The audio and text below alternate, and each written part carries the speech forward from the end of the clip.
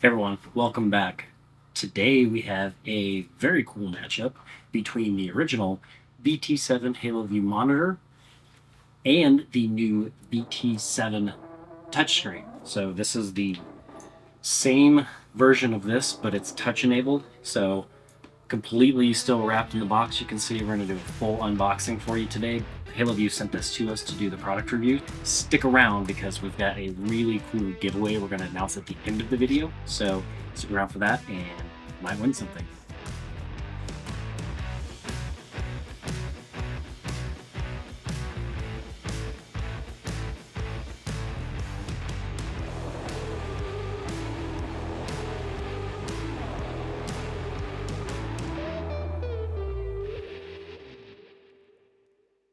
All right, first and foremost, let's get this out of the way.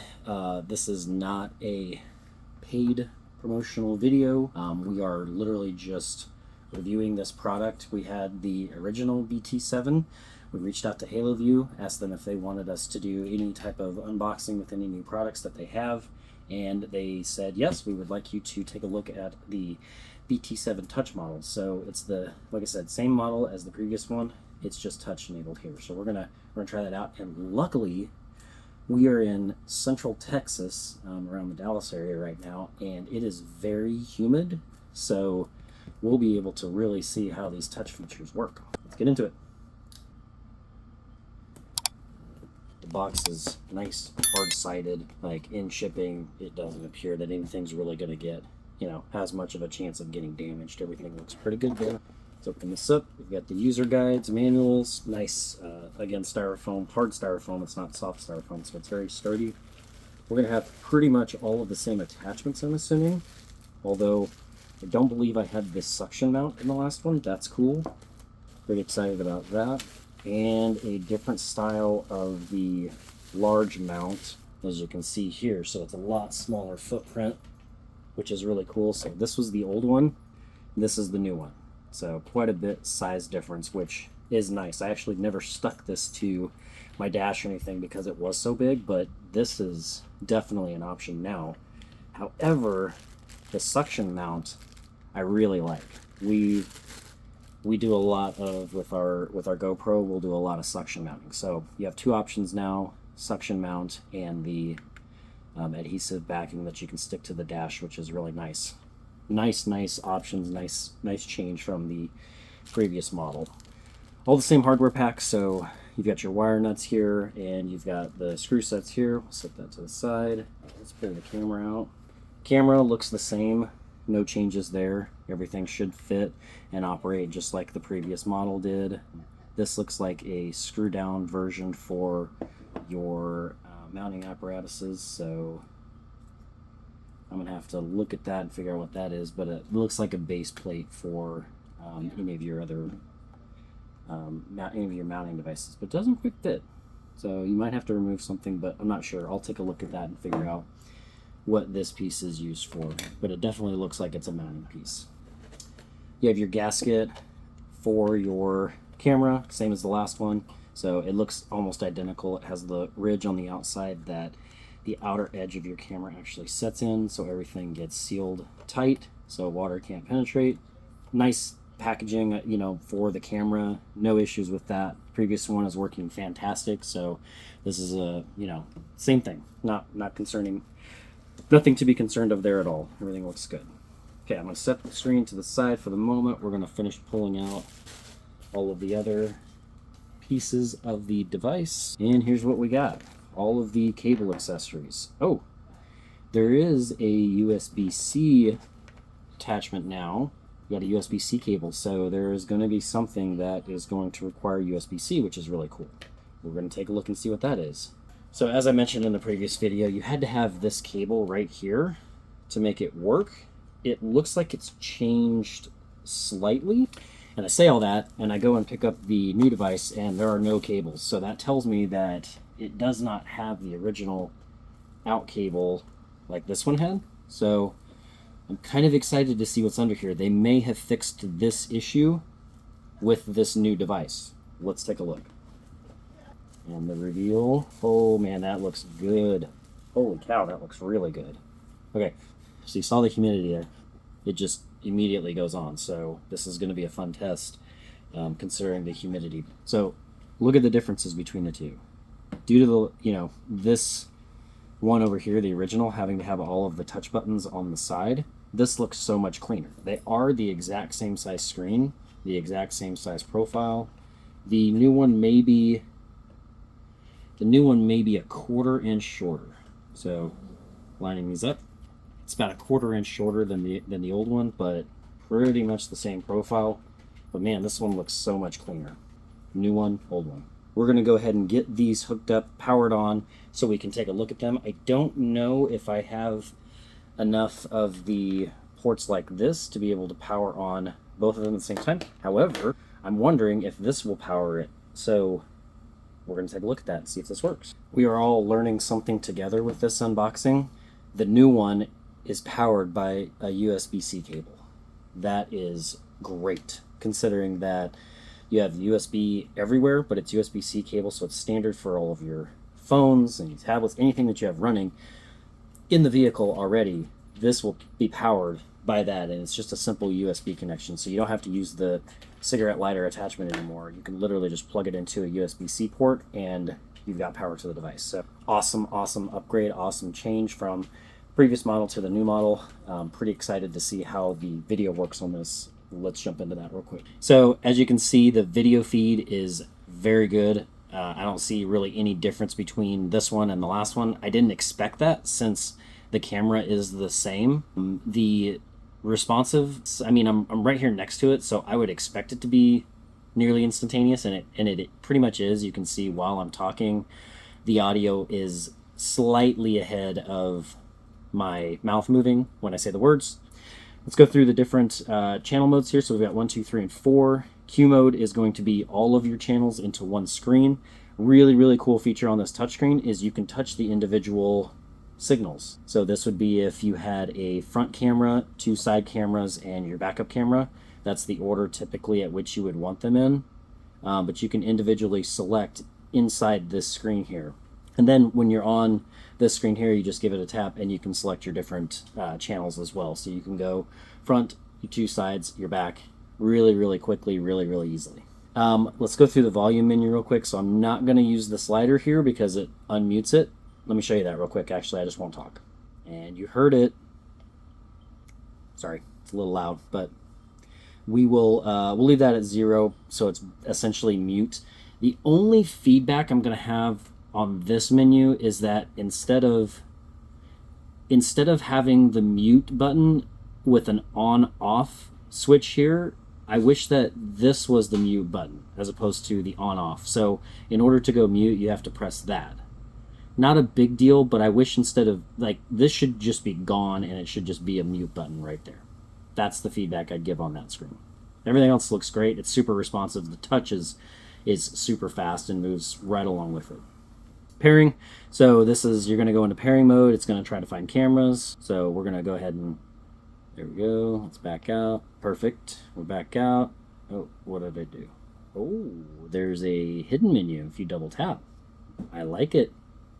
There we go. Okay, so you can just tap through your menu screens. We'll get to those here in a second, but these look like kind of quick action screens. So here's your brightness, your sound, your light in the back, and then record, I would assume, but we'll take a look. So let's go back to the main menu location. So we did pairing, no worries there. Picture, so this is to adjust any of your settings here for your picture. And okay, so this is your light, should be. So we're going to say on, and then when I go back, didn't do it. Still didn't do it. That's okay. We'll figure that out. So that's the cam LED. It may be a photo cell like the last one where it would only come on at night. So we'll take a look at that. But that should be what that is. The cam LED is just your setting to turn your backlight on or off while in night mode. Mirror, so this is to change the orientation. So our camera on the last one, on the current one, I believe we had to reorientate because it was upside down. So we had to switch it like that. But this will tell you, give you your different orientations so you have your screen to look through. It also depends on whether you hang your device upside down in the cab or not. So that's important. This is your Q mode, so you can actually have different settings now, which is really cool. Different quadrants, different triples it looks like, so orientations of your different cameras. If you wanted your rear camera to just be the first one, you could go like that, and then you could reorientate, or you could do, actually you would do 4 first. So we're looking for 4 as the primary. There's a 4 as the primary. So we're gonna go 4 as the primary there, or we can go 4 as the primary here, there. That'll make 4 your very first one that shows up within the orientation, or gives you the largest split on the screen there. That's when you're in the quad mode. So if we look at Q mode there, now we should have, that does not look good. We should have the this is the rear camera here, so you have a really wide view. It's very stretched. Wouldn't recommend it. So I'm gonna switch it back because I'm not a fan of that.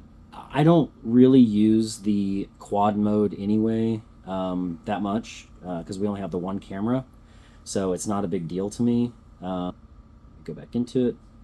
So I don't use this screen hardly ever. I mean, it's always on this because we just have the single camera and it's backup, so that's what we use it for. Here's your settings display, so you've got all your different various settings in here. So camera trigger on, so that's going to be, if you have some movement, that's going to automatically turn your camera on. I'm gonna have to see what this is. Oh, these are different settings for, I believe, European versus American color grades. So PAL versus NTSC. That's a camera setting, which, I mean, if you're using this for recording, with the exception of using it as like a dash cam, I don't really know what that feature would be used for, but that's cool. Like, gives you the option. It's better to have it and not need it. Auto dim, so that's going to automatically dim your screen. I don't really like that on. I like when I'm plugged in, I always like to have the camera running so I can see what's behind me. Works kind of like my rear view mirror. Screen on and off, you can again set, you know, a timing on that. I'm not going to do that. Okay, park line. So this one's really interesting. I think that it's super important to have this set as you go. I don't know where my, oh, there we go. There we go. There we go. Sweet. So it's very much like a camera phone now, where you can adjust it and set those camera lines wherever you need to. So with an RV, you've got some super wide sections that you need to cover. So that's really cool. You can now set that ultra wide or ultra narrow if you want to, I suppose, to get sort of detailed on how you want to park it. Then you can also extend. So up and down is your extension.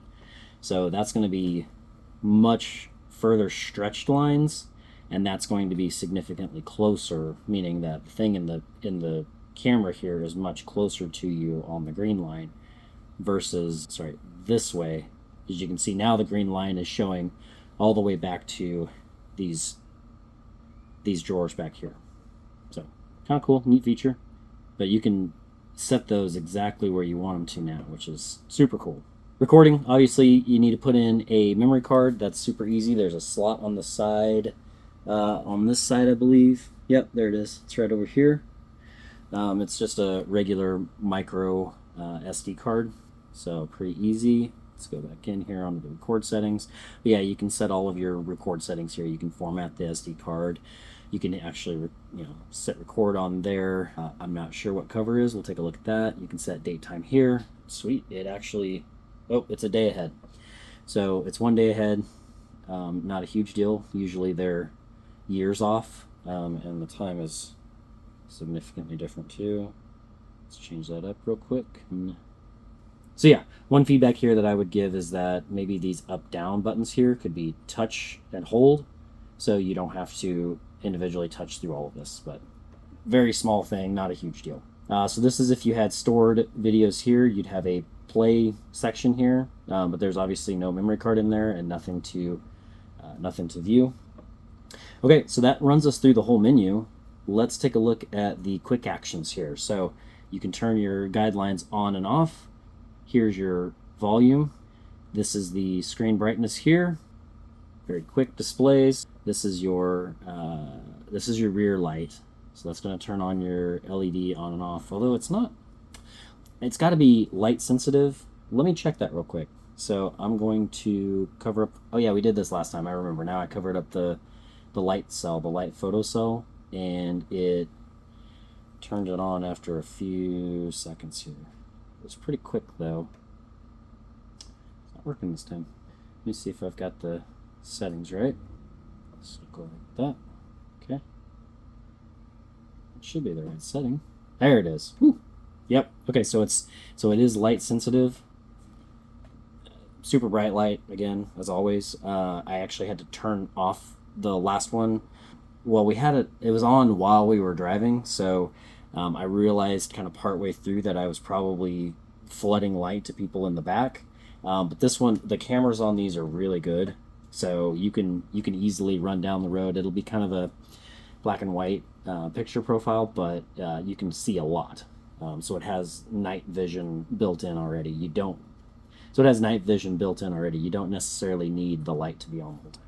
Okay, last things, record, don't have a memory card in, we talked about that, and scan, that's for adding new cameras. So that is through all of the features on the new device. Let's do a review of the two side by side. I'm gonna have to turn the picture off on this because I don't really want it to be an unfair where we're showing picture video here. We're not showing the picture video here. If you want to take a look at the old one, we've got it linked in the video as always. You can just click on that link right up there. So let me pull these out. I'm going to give you my feedback and we will talk about the giveaway. Hey, I wanted to wrap it up and get you guys some information on our giveaway, but first let me give you the pros and cons. The new BT7 Touch, let me give you the pros. Super responsive, very, very cool layout. The features are not much change as far as what you can do, with the exception of the backup lines. It seems like there's a lot more adjustments that can be made for your specific application. Really, really sleek design. Like there's no physical buttons. It looks really good. This will go very well in modern pull vehicles, any of your tow vehicles that you have. It's going to look like it fits, which I don't feel like the old one looked like it fit. It looked like an older device that was sort of outdated. The new device very much looks like it belongs, but the screen looks really, really slick. However, there's a little bit of a drawback because it is a touch screen. I don't know if you can tell, but there are a lot of fingerprints already on the screen just in the demonstration that I just gave you guys. So the touchscreen does create sort of that fingerprint haven. You're gonna see a lot of fingerprints across here. You wanna clean that semi-regularly if it bothers you, but if not, it's not a huge deal once the camera's on. It's just when it's off, it looks like it's been touched quite a bit. So that kind of wraps up the pros and cons. Oh, I'm sorry, I forgot one more pro. A huge pro, an awesome change that they did was instead of being powered strictly off of the cigarette lighter with your DC power connection here, they added a USB-C port. So you can see that right there. And they supply the cord with it, and it's a pretty long one, so you'll be able to plug in USB-C into USB on your vehicle and everything's going to work great. Some of the other things, small things that they've added are the different ways that this can be mounted. It's got the suction cup, it's got the smaller profile 3M sticky side, so that's really cool. So to wrap up, would I buy the BT7 Touch versus the BT7 non-touch? Dollar for dollar, if they were priced the same, I absolutely would take the BT7 Touch over the non-BT7 Touch. Do the features offset, does the convenience of the touchscreen offset the features in the old one to justify $100 difference? I'm going to say yes, I think so. The USB-C port alone is much sleeker, much more convenient. When I pull this out, I've got wires hanging out. Like it's a bit of a mess on the old one. It's not, I mean, it's doable.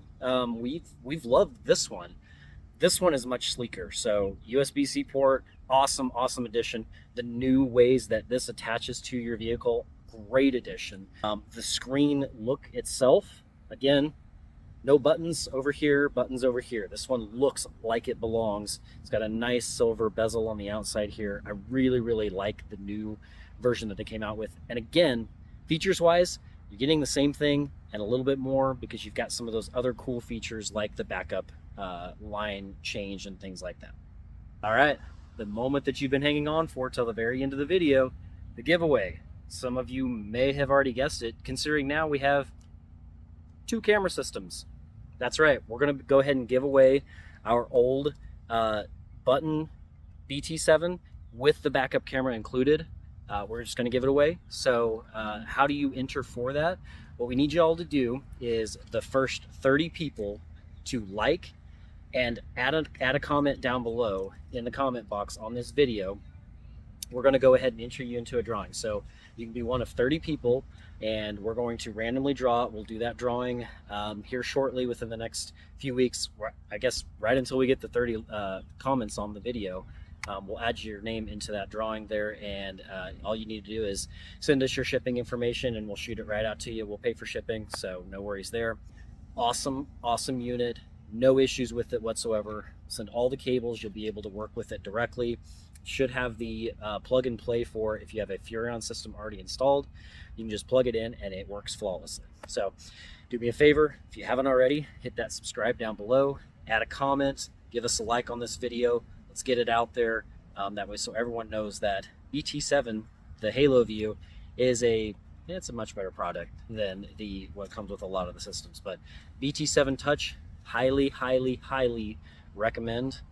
Awesome features. Can't really say too many negatives about it, with the exception of some of the button layouts and those different types of features. But great device. Thank you for joining us this week. We really appreciate it. We are out here at the Nightlight Rally, you can see, hosted by Less Junk More Journey and Finding Our Someday. We're going to hit the eclipse here in like, I don't know, 2 hours or so.